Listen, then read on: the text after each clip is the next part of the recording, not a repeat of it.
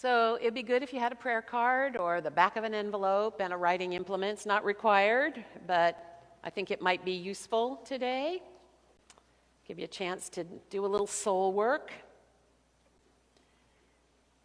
In his book, Care of the Soul, Thomas Moore writes this: "The great malady of the 20th century, implicated in all of our troubles and affecting us individually and socially, is loss of soul." Now, it's impossible to define precisely what soul is. Good food, satisfying conversation, genuine friends, experiences that stay in the memory and touch the heart, these are soul. Soul is revealed in connection, in love, in community, as well as in times of inner communing and intimacy. Fulfilling work, rewarding relationships, personal power and agency, and relief from the symptoms of hurt, damage, grief, and sorrow are all gifts of the soul. The life you've been looking for is the life of the soul. So the word of the month is soul care or soul work. I'll be using them interchangeably. Soul work and soul care. And I like to describe our soul work or our soul care as the power to be a person. The power to be a person. And this is your work. Only you can do this work, but you don't want to do it alone. It's best done in community. It's not about fixing yourself. If you hear nothing else today, hear this. Soul work, soul care is not about fixing yourself. That's called therapy. Different thing, also useful. That's not what I'm talking about. Soul work is embracing everything about your life and learning to value all of it. It's about noticing where the world puts up barriers to your soul work and embracing them rather than trying to conquer them. And it's about noticing where the world puts up obstacles to everyone's soul work, which is why the people of God are called to tikkun olam, healing the world. It's not just our soul work that we must do, but our soul work involves making space for other people to also have enough of what life requires that they, too, can engage in soul care. Now, soul care is not solving the puzzle of life. Soul care is not theology. In fact, it's kind of the opposite.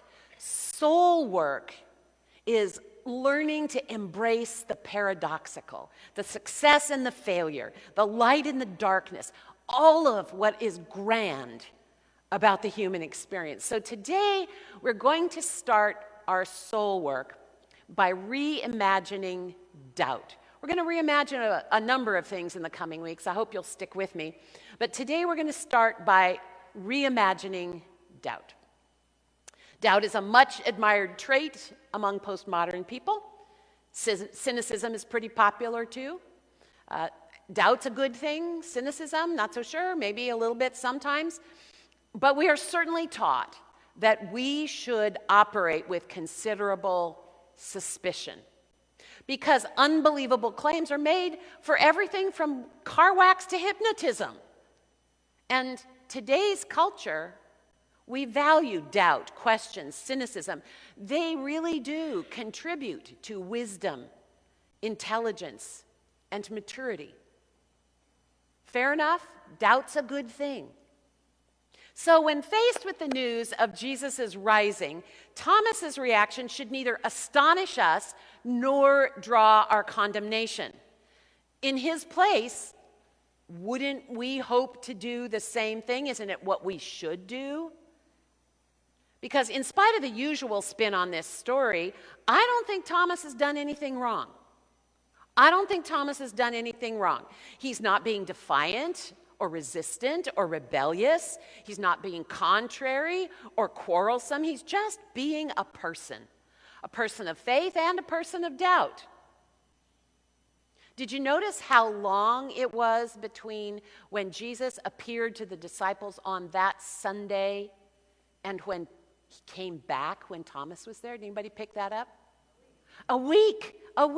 So I imagine Thomas walking the streets of Jerusalem, numb with wave after wave of desolation on that Sunday morning, and finally gets tired, and he returns to join Peter and Matthew and the rest of the crowd. He looks at their faces, feverish with excitement, and hears them say that Jesus has risen, has returned to them. He'd been there that very evening. And when what they say begins to penetrate the fog of his misery, he does a very reasonable thing. He says, I don't believe you. I don't believe you.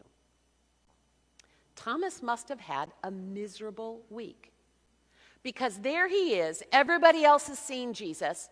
They're pressing him to credit their account, and it's a full week. What a miserable week with your friends. What a miserable week with your friends. But if we look carefully and think about it, we'll notice Thomas is not the only one in his doubt. He's just last. Peter and the gang didn't believe the women until they saw for themselves. Every one of them needed proof to accept that Jesus was risen. It's just that they all got that proof a week before Thomas had rejoined them. It seems to me that what they were really upset about wasn't that Thomas questioned Jesus. It was that Thomas questioned them. There's the rub, right? We find people become peevish, not because we're questioning curious, intelligent people.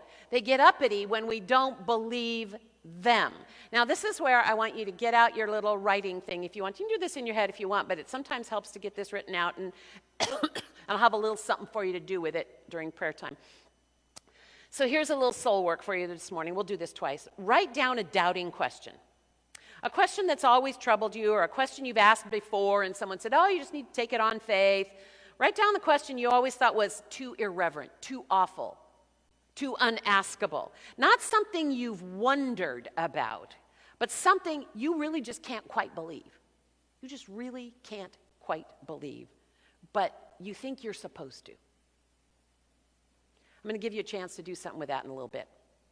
So a week passes. Jesus is back, and Thomas is there this time. And Jesus knows that Thomas has doubted. Is that because Jesus has magic knowledge?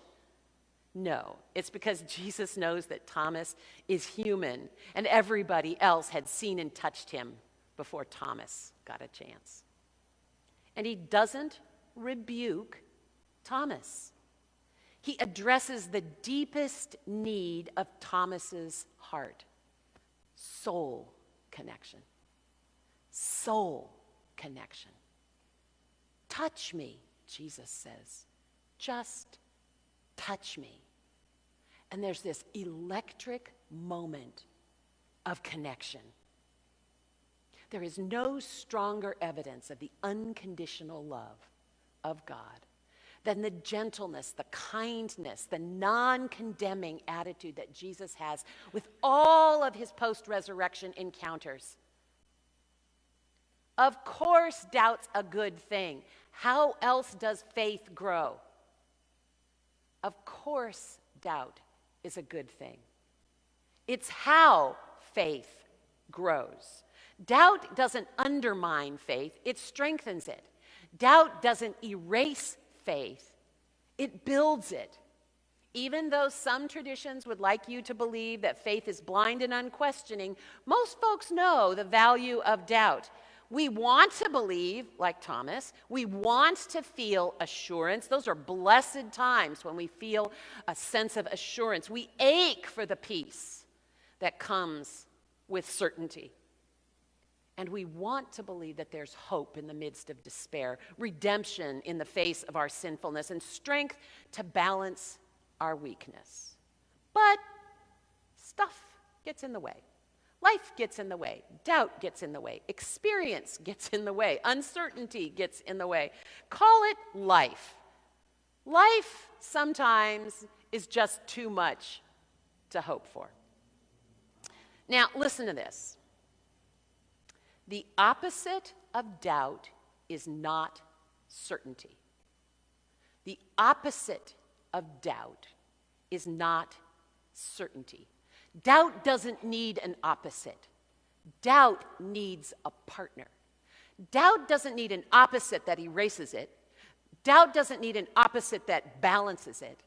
Doubt needs a partner that strengthens it into something constructive and helpful and hopeful, something that feeds our souls. And the partner of doubt is hope. And the paradox of the spiritual life is that our souls can hold doubt and hope in the same breath, in the same soul, in the same life. Easter's not just one day, it's a whole season. This is the Easter season, and we're the Easter people. And the Christian proclamation of resurrection is the confidence of the ages that hope really can triumph over despair. It's the song of so many hearts that sing of new possibilities and new life. So here's just another little bit of soul work for you this morning. On that same piece of paper, feel free to write down something you think is too much to hope for. Something that is just too much to hope for about God, about yourself, or the world. Even if you think it's irreverent. Because in the midst of skepticism and denial, Peter got up and went to the grave. He doubted, but he hoped. Thomas came back day after day until he finally saw Jesus. He doubted, but he kept coming back because he hoped. Hope is looking for the lost trail that'll bring you back to the warm campfire. Hope is waiting for your children to come home after a season of rebellion and defiance. Hope is waiting for your hair to grow back after chemotherapy. Jesus speaks to all of us when he says, "Because you've seen me, you've found faith. Happy are those who never saw me and yet have found faith." That's us. Unlike the disciples, we weren't there for that first Easter. We didn't sit on the hillside and the Sermon on the Mount when Jesus told one of those parables that blows all of our assumptions to smithereens. If we're going to have firsthand knowledge of the Spirit of the risen Christ, it's going to have to come from a different kind of encounter. Maybe you've seen desperate people find stability and a new center in their lives. Maybe you've seen people who didn't think they could leave the bondage of drugs or alcohol and get free and stay free and help others to do the same. Maybe you've seen broken relationships heal and fearful people have the courage to leave unhealthy relationships. Maybe you've watched people triumph over racism and poverty, child abuse or incest, mental illness or learning disabilities. Maybe you've seen cranks become tender and the timid find courage. I can hardly believe some of the things I've seen and heard. Often, it seems like too much to hope for. But have you ever noticed how you can sing things you can't say? You can sing things you can't say. That's why we sing in church. It's because singing gets past our brain. Brains are really good for thinking. And that brainy part of us is really important for our soul work and our soul care. But sometimes we kind of need to just set that aside and say, I'll deal with you later, and enter into whatever just touches our hearts. Maybe you like to go to museums and see art. Maybe you like to go fishing. Maybe you like to sing. Maybe you really don't like to sing, but you like to listen to other people sing. You know, to live as if we have no doubts is a lazy faith. To live as if we have no doubts is a lazy faith. Our questions, our doubts, and our hard working out of what we believe is part of what we do with our brains, and gathering together to laugh and hug and smile and sing is what we do for our hearts. And we can sing ourselves happy even when we're depressed, and we can sing ourselves strong when we feel weak. Jesus is alive today in so many ways and so many places. Look around you. Listen for the song of hope. Because with God, nothing is too much to hope for. Amen?